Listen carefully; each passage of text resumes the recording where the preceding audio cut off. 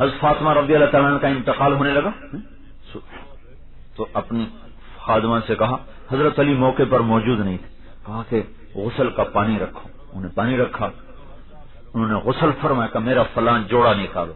جوڑا نکالا، کہ چارپائی میری بیچ میں کر دو. انہوں نے کمرے کے بیچ میں چارپائی کر دی، ایسے لیٹی، قبلے کی طرف منہ کر کے کہنے لگی میں مرنے لگی ہوں، علی سے کہنا میرا غسل ہو چکا ہے، میرا کوئی کندھا بھی نہ ننگا کرے، میرا کوئی نہ سطر کھولے، میں نہا چکی ہوں، میرا غسل ہو چکا ہے. ان کو مرنے کے بعد بھی یہ فکر ہے کہ میرا کندھا ننگا نہ ہو. آج کے لباس نہیں دیکھتے ہو، ساری کمر ننگی ہو رہی ہے، سارے بازو ننگے ہو رہے ہیں.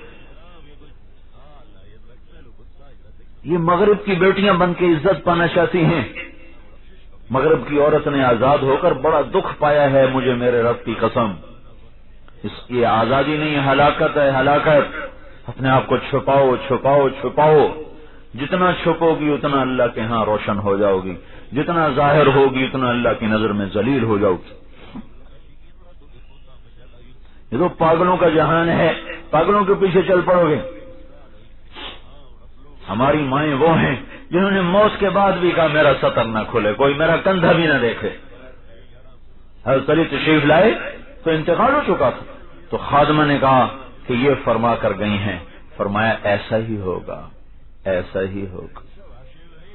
اسی طرح جنازہ اٹھایا گیا.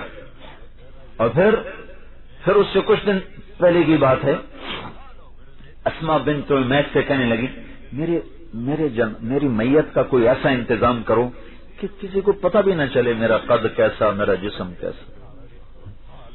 تو انہوں نے کہا میں نے حبشہ کی ہجرت کی تھی، تو وہاں عورت کو دفن کرنے کے لیے، عورت کی میت اٹھانے کے لیے ہوتا ہے کہ وہ چارپائی کے اوپر ایسے وہ لکڑیاں جو لچکدار ہوتی وہ اس طرح پھنسا دیتے ہیں، اس کے اوپر چادر ڈال دیتے ہیں، تو اس سے وہ سارا وجود اندر چھپ جاتا ہے، پتہ ہی نہیں چلتا لمب قد کیا ہے، موٹائی کیا ہے اور چھوٹائی کیا ہے. کہ بس میرے ساتھ بھی ایسا ہی کرنا.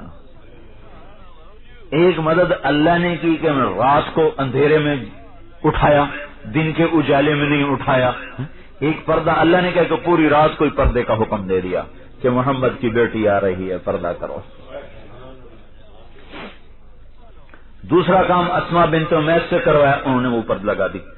وہ دستور آج بھی عرب میں چلا آ رہا. حضرت فاطمہ سے یہ شروع ہوا، اس سے پہلے نہیں تھا. تو یہ جو جنازہ اٹھتا ہے، آپ لوگ دیکھو حرم میں جو جنازہ ابھرا ہوتا ہے وہ خاتون کا ہوتا ہے، اس کے اوپر انہوں نے کور لگایا ہوتا ہے. دیکھنا جو لوگ جاتے ہیں حج پہ، تو میں تو کئی سال سے جا رہا ہوں، خیر یہ پڑھا بھی تھا اور دیکھا بھی ہے کہ جب خاتون کا جو جنازہ ہوتا ہے ویسے ابھرا ہوتا ہے، اور جو مردوں کا جنازہ ہوتا ہے ویسے سیدھا ہوتا ہے. وہ ایسے اونچا کیا ہوتا ہے تاکہ یہ عورت کس قد و قامت میں ہے وہ بھی پتہ نہ چلے.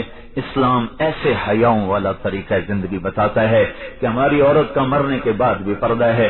یہ زندہ ہو کے باہر نکل رہی ہیں، کون ان کو سمجھائے.